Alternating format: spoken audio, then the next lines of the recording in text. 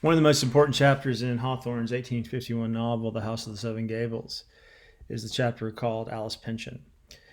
This chapter is meant to be a story that Holgrave has written in hopes of placing it in a literary magazine, very similar to the kinds of literary magazines that Hawthorne would have placed his own stories in. And that Holgrave's story is concerned with the history of New England, in particular the history of Salem, is another similarity between Holgrave and Hawthorne. Like Hawthorne, he tries to publish in these literary magazines. Like Hawthorne, he writes historical tales. So Holgrave, we can say, is in some ways a proxy for Hawthorne. But we also know that Holgrave, strangely enough, might be a proxy for another famous writer of the American 19th century, Herman Melville. Hawthorne had only met Melville rather recently, and he and Melville had become extremely good friends. Like Holgrave, Melville was unable to complete his education. He spent some time teaching school. He knocked about the world and did all kinds of things for vocations, same as Holgrave. So I only say that to emphasize that one important function of Holgrave in the novel is as a proxy for a kind of Hawthornian Melvillian writer. Now, what's the story about? It's about how one of the ancestors of Matthew Maule, the man that Colonel Pynchon condemned to death for witchcraft, one of his ancestors has been called by an ancestor of Colonel Pynchon to help him find a deed for some land that he thinks the Pynchon family owns. A lot of land. Maule, rather tricky fellow, he's a carpenter, says, okay, fine, I'll help you find it, but the only way I can do that is if I use your daughter Alice as a medium.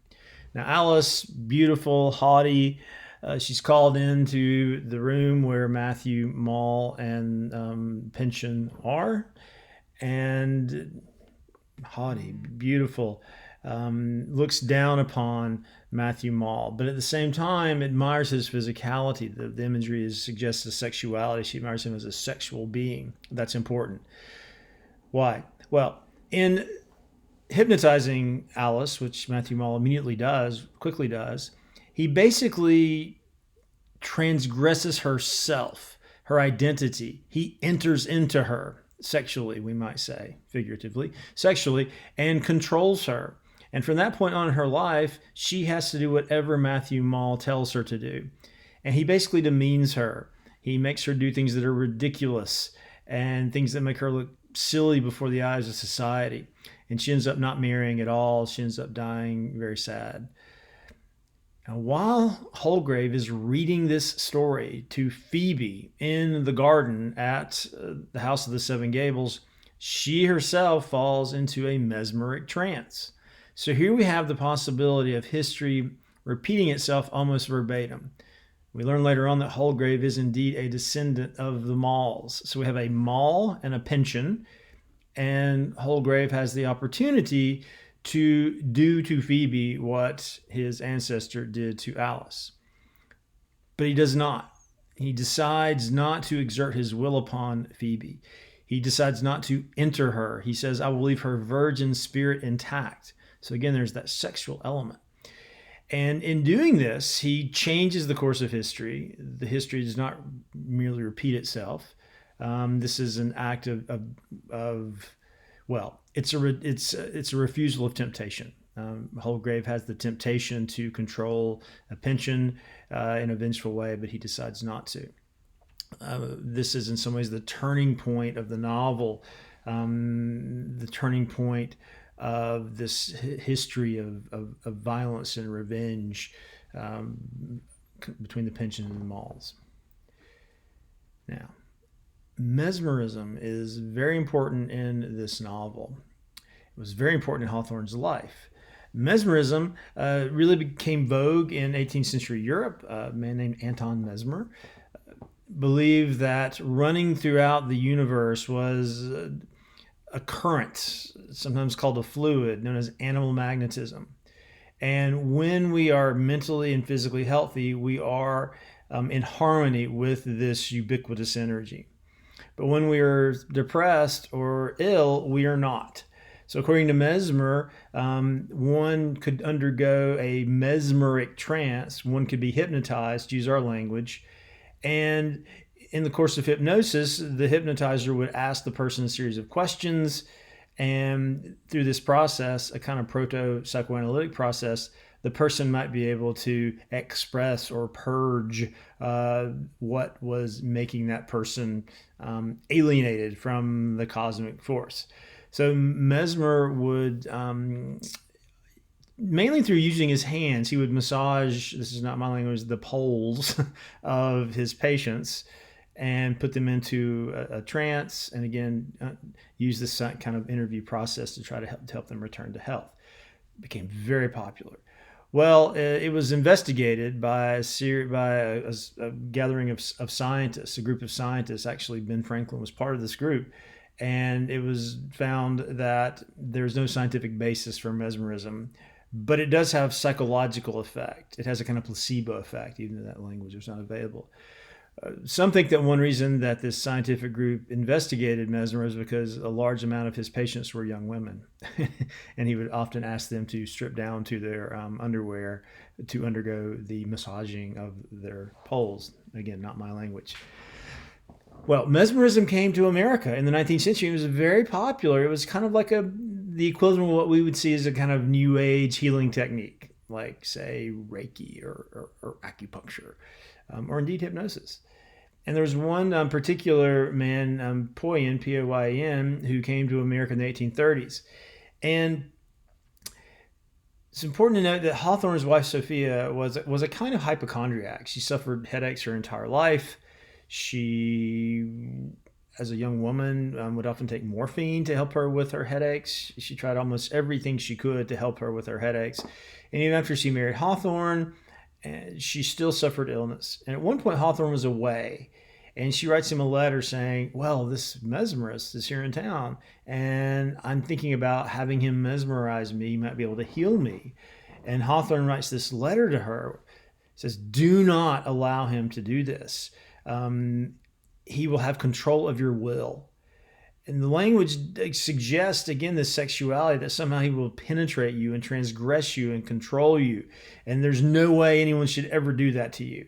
There's something intrinsically wrong with mesmerism because it sets up this situation of control and taking away the agency of someone. Do not do it. And he further says that, look, this mesmerism is not really fully explored. We don't really know enough about it for you actually to use it. And he said, if there is such a thing as mesmerism, a healthy mesmerism, it is love between one person and another, the kind of electricity or magnetism of love.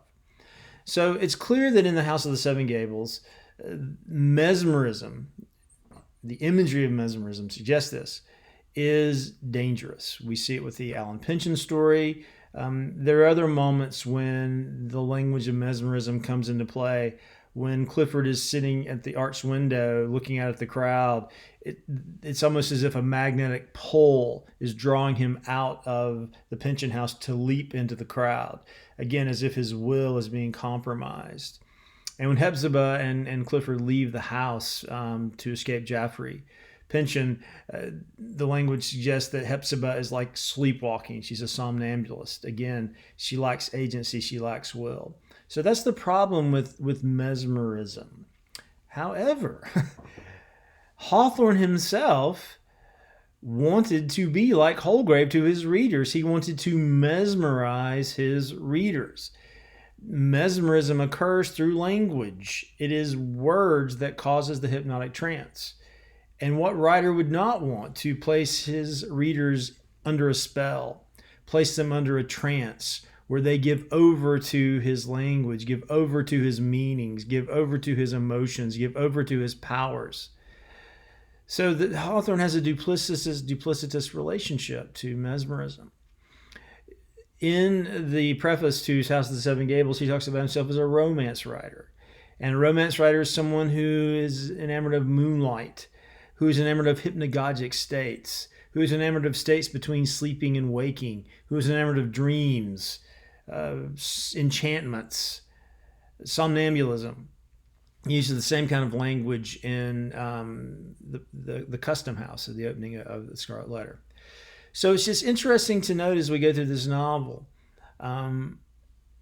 how the writer in the novel, Holgrave, is depicted. There is an ambiguity to Hawthorne's depiction of Holgrave. And I've just given you some context for that, some biographical context for this ambiguity. So I want you to ask yourself as you're reading through the novel, by the end, has Holgrave discovered a healthier kind of mesmerism? Not the kind of mesmerism that he can use to take control over Phoebe, but in falling in love with Phoebe, does he ultimately move toward a kind of natural, that's not the right word, just a kind of healthier mesmerism, a kind of magnetism between himself and Phoebe?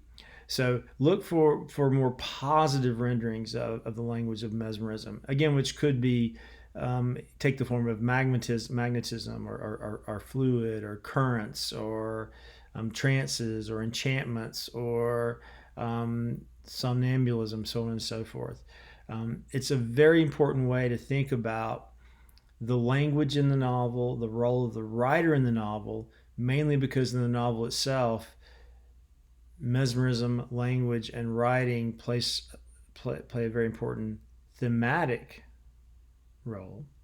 But furthermore, and this is a little more difficult to think about Hawthorne's writing style and how he uses repetition, rhythm, in such a way as almost to rhetorically perhaps want to put readers into a kind of trance.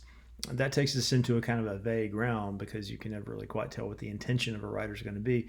But there are certain passages, long passages, where there's a lot of repetition and the language has a kind of trance-like feel to it.